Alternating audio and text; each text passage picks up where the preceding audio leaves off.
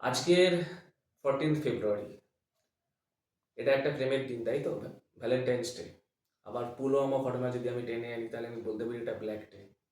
যাই হোক, আজকের এই প্রেমের দিনে তোমাদের সাথে আমি শেয়ার করব ইতিহাসের একটি প্রেম কাহিনী। মুঘল সম্রাট জাহাঙ্গীর মানে সেলিমের সাথে আনারকলির একটি প্রেম কাহিনী।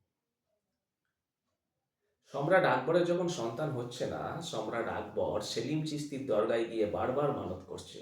সেলিম চিশতি তাকে আশ্বস্ত করেছিলেন, তোর সন্তান হবে। মজা করে নাকি শোনা যায় এও বলেছিলেন, ছেলে ছেলে করবি, এমন ছেলে দেব গলায় দড়ি দিয়ে মরবি।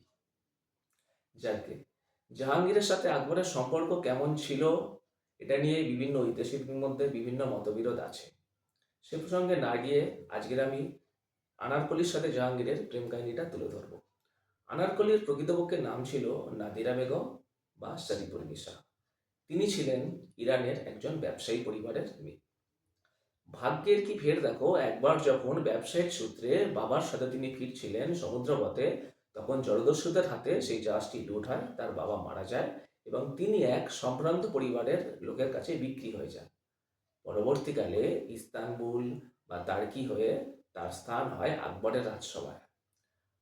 ততদিনে তিনি সঙ্গীত, চারুকলা, নৃত্যশিল্প প্রভৃতিতে পারদর্শী হয়ে উঠেছেন। সম্রাট আকবরের অচিরেই তাকে ভালো লেগে যায় এবং আকবরের নৃত্যশালায় তার স্থান হয়। কিন্তু এই আনারকলির সাথে প্রথম দেখাতে আরও একজনের প্রেম হয়ে গিয়েছিল। তিনি হলেন আকবরের সন্তান সেলিম, যাকে আমরা জাহাঙ্গীর নামে চিনি।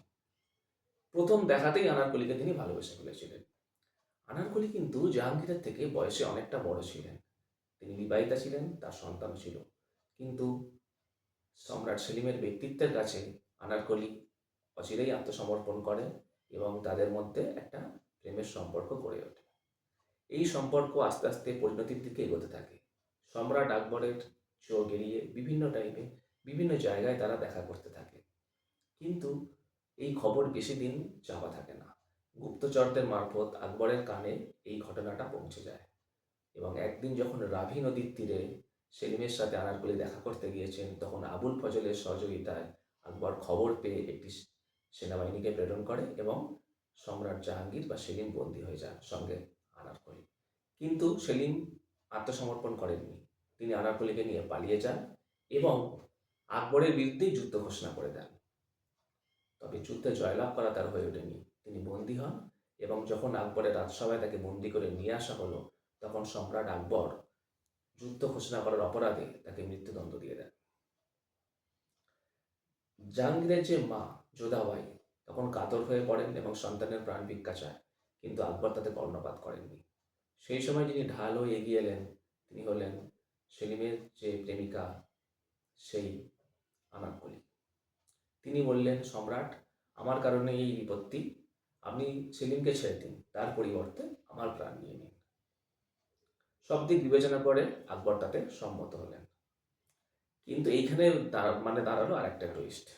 আনারকলির যিনি মা ছিলেন তিনিও আকবরের রাজসভায় একসময় নৃত্য করতেন এবং তার নৃত্যতে মুগ্ধ হয়ে সম্রাট আকবর তাকে একবার কথা দিয়েছিলেন যে যা চাইবে তাকে তিনি দেবেন। এতদিন তিনি কিছু চাননি। এখন যখন দেখছেন সম্রাট আকবর আনারকলির প্রাণদণ্ড দিয়েছেন, তখন তিনি এসে কাতর প্রাণ ভিক্ষা জানালেন যে আমার কন্যাকে মুক্তি দেওয়া হোক। এর সঙ্গে দুটো গল্প প্রচলিত আছে। কেউ কেউ বলা হয় সম্রাট আকবর আনারকলিকে চার দেয়ালের মধ্যে জীবন্ত কবর দিয়ে দিয়েছিলেন, পুঁতে দিয়েছিলেন যেটা।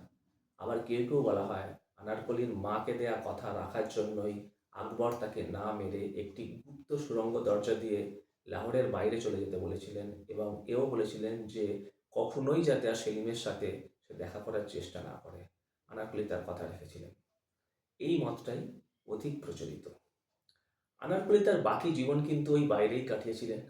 সেলিমের সাথে আর তার যোগাযোগ হয়নি। ঐতিহাসিকরা বলছেন 1599 সালে আনারকলির যখন মৃত্যু হলো, তখন মুঘল সম্রাট কিন্তু রয়ে গেছেন আকবর।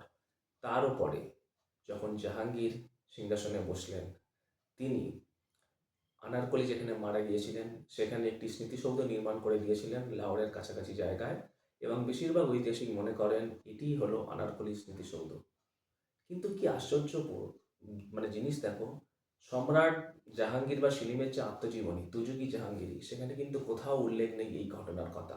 তাই এই ঘটনার প্রকৃত সত্যতা সম্পর্কে একটু সন্দেহ থেকেই যায়। যাই হোক, আনারকলি এবং জাহাঙ্গীরের এই যে প্রেম কাহিনী শেষ পর্যন্ত কিন্তু পরিণতি পায়নি। অবশ্য কবেই বা পেয়েছে বলো? মজনু লায়লা থেকে শুরু করে রোমিও জুলিয়ট, অতীতের সমস্ত প্রেম কাহিনীতে তো একই ঘটনা ঘটেছে, তাই না? আজ ভ্যালেন্টাইন্স ডের দিনে মুঘল সম্রাট জাহাঙ্গীর এবং আনারকলির যে ঘটনাটি তোমাদের সাথে শেয়ার করলাম, এটা তোমাদের কেমন লাগলো নিচে কমেন্ট বক্সে তোমরা অবশ্যই কমেন্ট করে জানিও।